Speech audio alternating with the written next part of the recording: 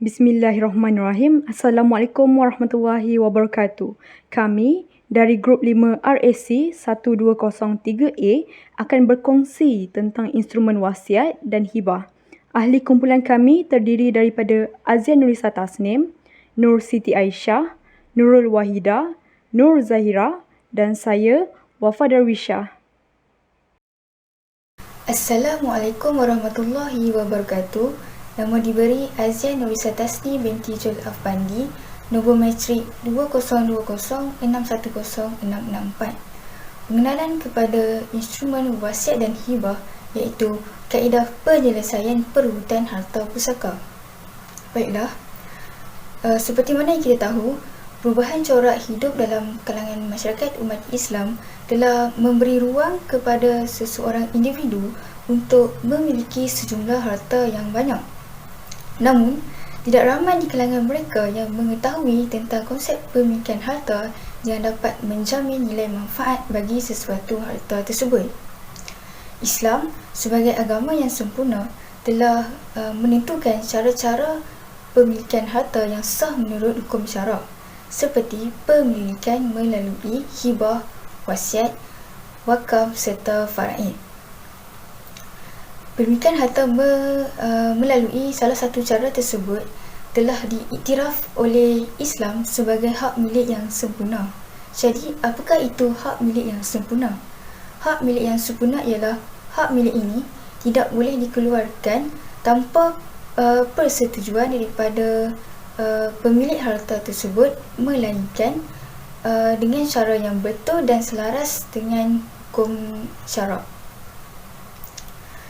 Individu yang memiliki harta tersebut, mereka bebas untuk menggunakan harta mereka, tetapi mereka haruslah mengikut batas-batas yang telah ditetapkan. Sebagai contoh, mereka boleh melakukan pelbagai transaksi berkaitan dengan harta mereka sebagai satu pengiktirafan kepada mereka, dan mereka boleh melakukan hibah dan juga wasiat. Selain itu, mereka juga berhak mewariskan harta mereka selepas kematian dalam bentuk harta pusaka. Jadi di sini jelaslah bahawa konsep pengurusan harta adalah sangat penting bagi menjamin sektor kehidupan secara luas, secara penggunaan yang luas dan menyeluruh. Tambahan pula, proses pengurusan harta yang sistematik dan teratur dapat mengelakkan daripada sebarang kesukaran, iaitu yang boleh menjejaskan kegiatan ekonomi masyarakat dalam sesebuah negara.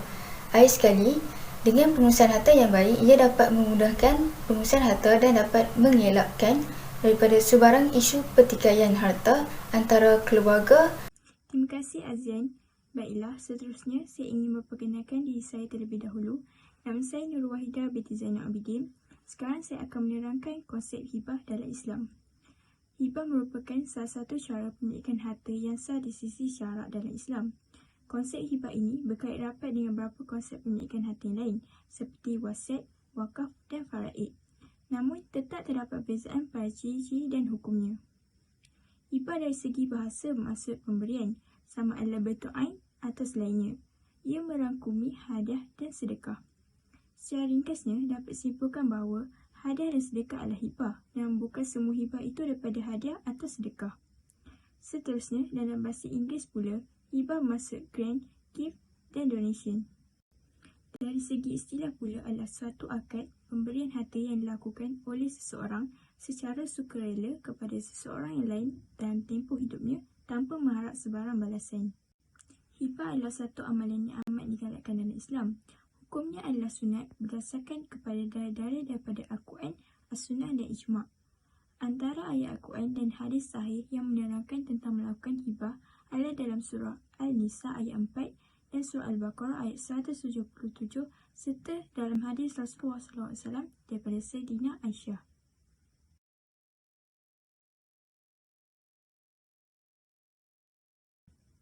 Sesuatu akad hibah tidak akan terbentuk melainkan memenuhi rukun dan syarat seperti berikut. 4 rukun hibah iaitu yang pertama, pemberi hibah, yang kedua, penerima hibah, yang ketiga, harta yang dihibahkan, dan 4, lafaz ijab dan kabul. Seterusnya adalah syarat hibah, iaitu yang pertama pemberi hibah.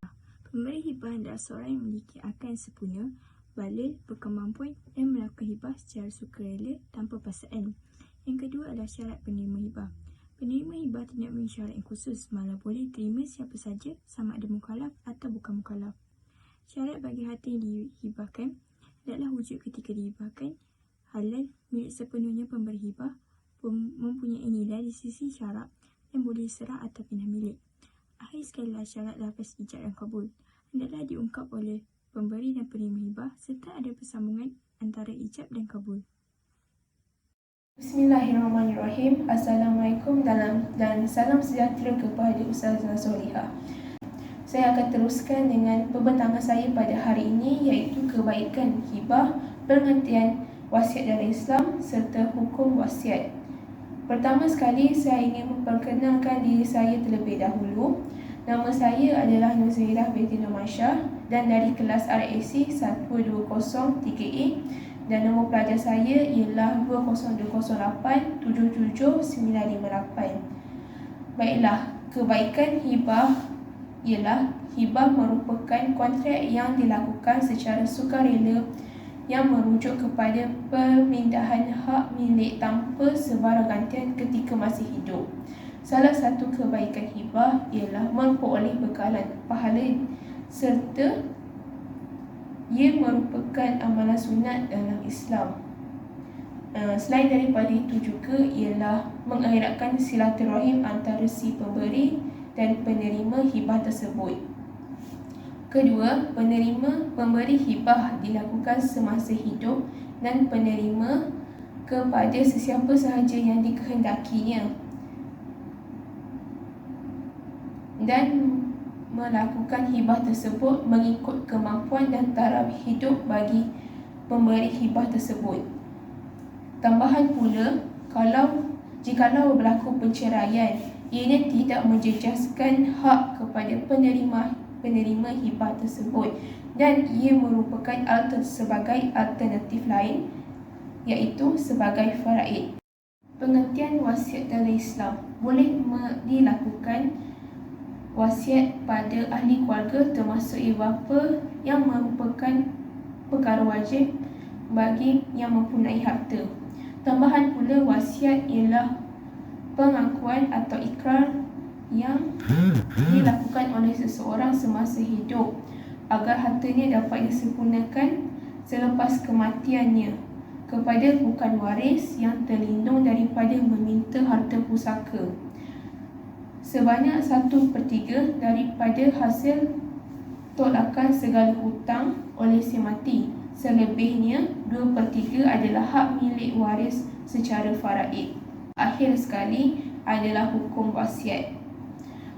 Hukum wasiat ialah wajib berdasarkan firman Allah Subhanahu Wa Taala yang bermaksud, kamu diwajibkan apabila seseorang meninggalkan harta, hendaklah ia membuat wasiat untuk ibu bapa, kaum kerabat dengan cara yang baik menurut peraturan agama sebagai suatu kewajipan atas orang-orang yang bertakwa. Surah Al-Baqarah ayat 180.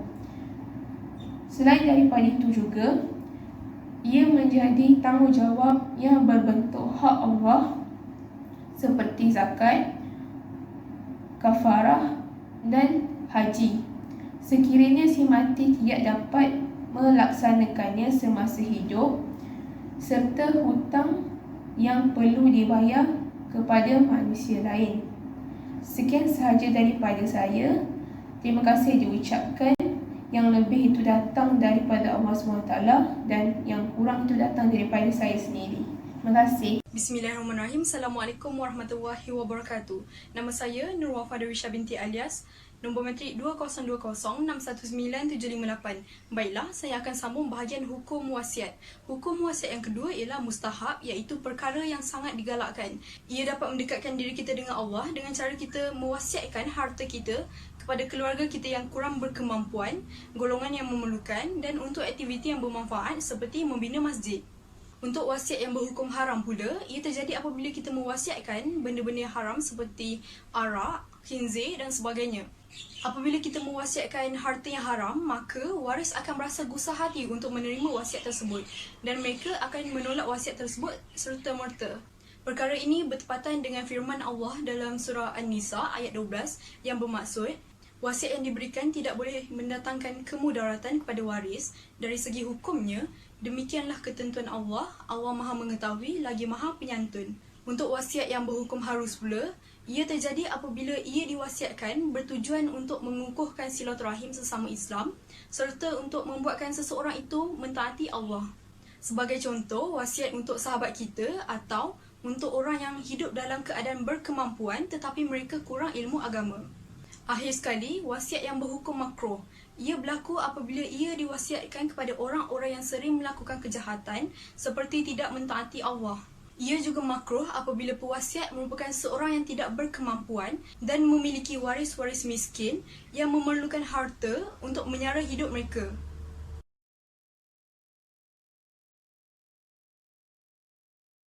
Assalamualaikum warahmatullahi wabarakatuh. Nama saya Nur Siti Aisyah binti Hamidi Samsul, nombor matriks IT 2020815718. Saya ingin menerangkan tentang rukun dan syarat-syarat wasiat. Dalam mazhab Maliki, Hanbali dan Syafi'i, wasiat ada 4, iaitu wasiat, penerima wasiat, harta yang diwasiatkan dan siwah. Syarat-syarat wasiat untuk wasiat ialah wasiat ialah pemilik harta yang sebenar. Selain itu, wasiat mestilah aktif. Dalam mazhab Hanafi dan Syafi'i, wasiat mestilah mencapai aktif.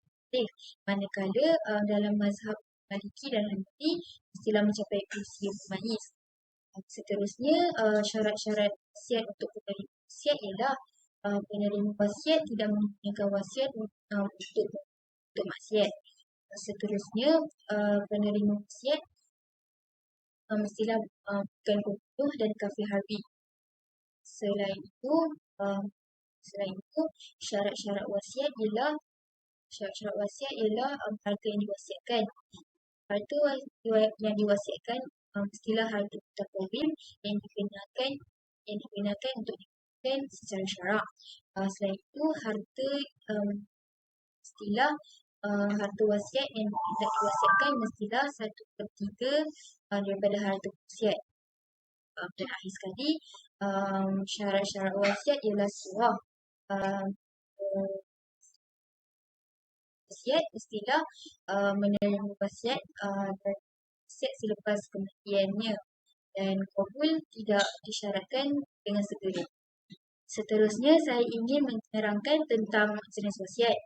Wasiat ada 5 jenis, iaitu wasiat sah dan batal wasiat, wasiat lazim dan ghair lazim, wasiat mutlak dan bersyarat, wasiat nafizah dan mawqufah, dan akhir sekali wasiat am dan khas. Yang pertama, wasiat sah dan batal wasiat. Wasiat sah ialah wasiat yang memiliki segala syarat-syarat tertentu. Manakala batal wasiat ialah wasiat yang tidak memenuhi salah satu syarat atau rukun. Yang kedua ialah wasiat lazim dan ghair lazim.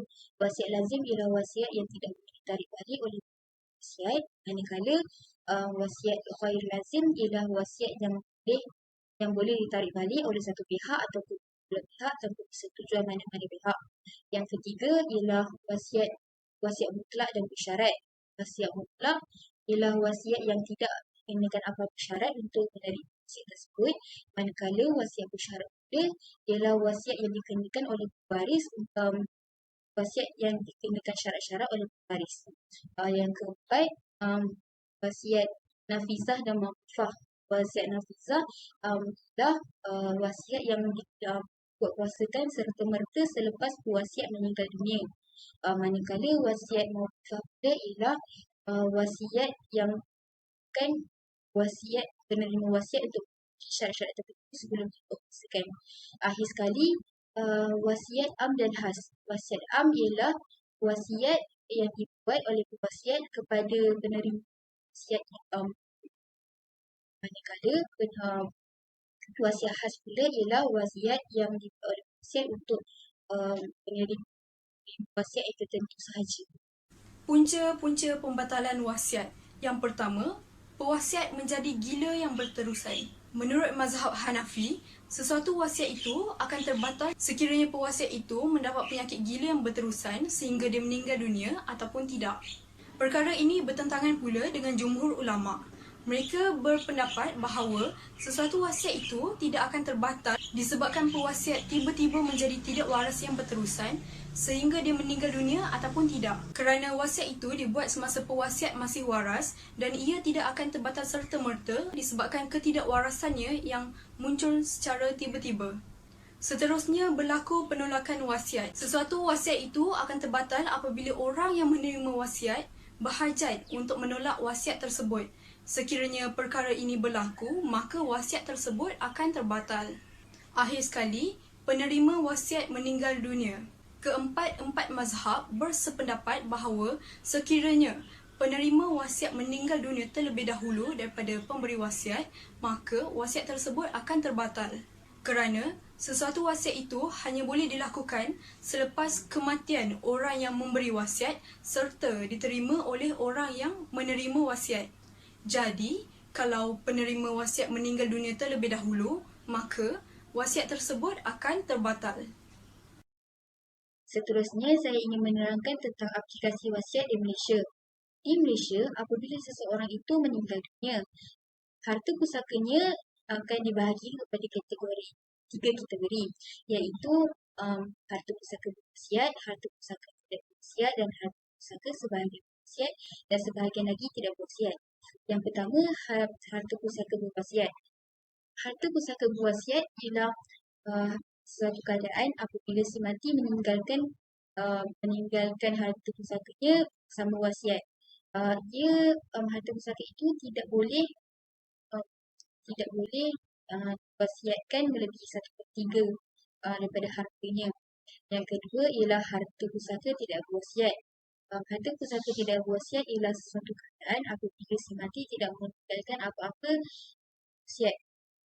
Ia tertakluk kepada harta pusaka yang besar, kecil atau harta pusaka yang kecil. Dan akhir sekali, harta pusaka sebahagian berwasiat dan sebahagian lagi tidak berwasiat. Harta pusaka ini ialah sesuatu keadaan apabila si mati meninggalkan sebahagian harta pusakanya berwasiat dan sebahagiannya lagi tidak berwasiat. Sekian, terima kasih. Antara kelebihan wasiat ialah dapat melansaikan hutang sama ada dengan Allah maupun dengan manusia.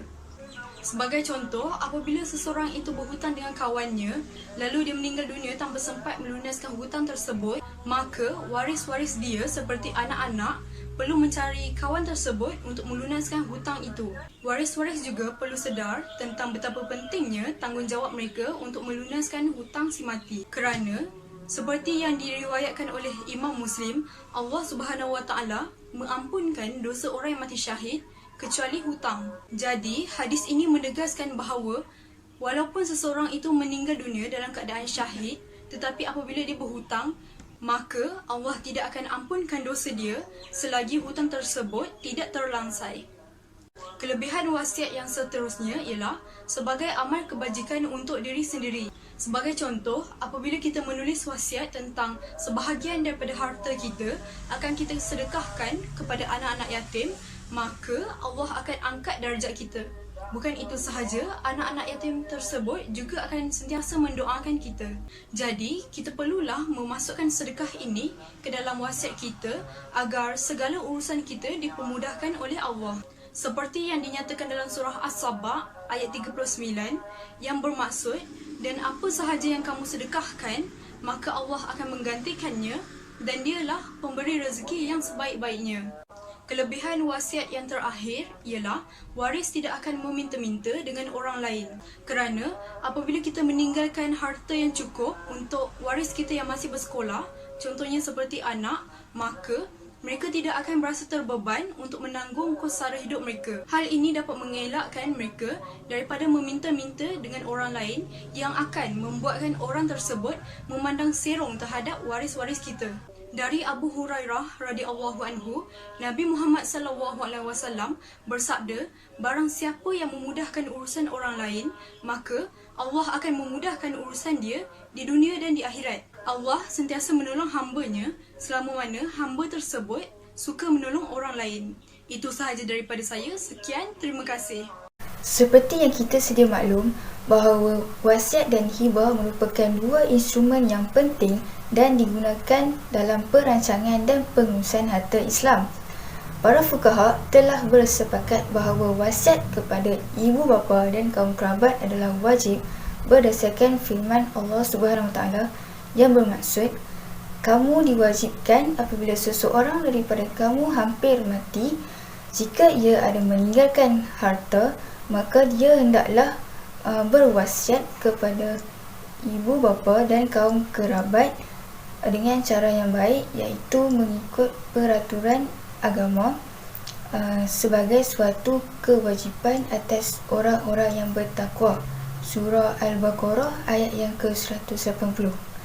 Jadi, berdasarkan ayat ini, kita haruslah merancang pengurusan harta dengan bijak supaya harta dan kekayaan dapat diwarisi sebaik mungkin tanpa menimbulkan kesulitan dan kesusahan kepada waris yang layak menerimanya. Akhir sekali, kita juga dapat mengetahui tentang hibah yang merupakan hibah ini adalah sangat digalakkan dalam Islam dan merupakan amalan yang sunat. Jadi, jika kita melakukan hibah, ia secara tidak langsung dapat mengeratkan silaturahim antara keluarga dan sesama Islam.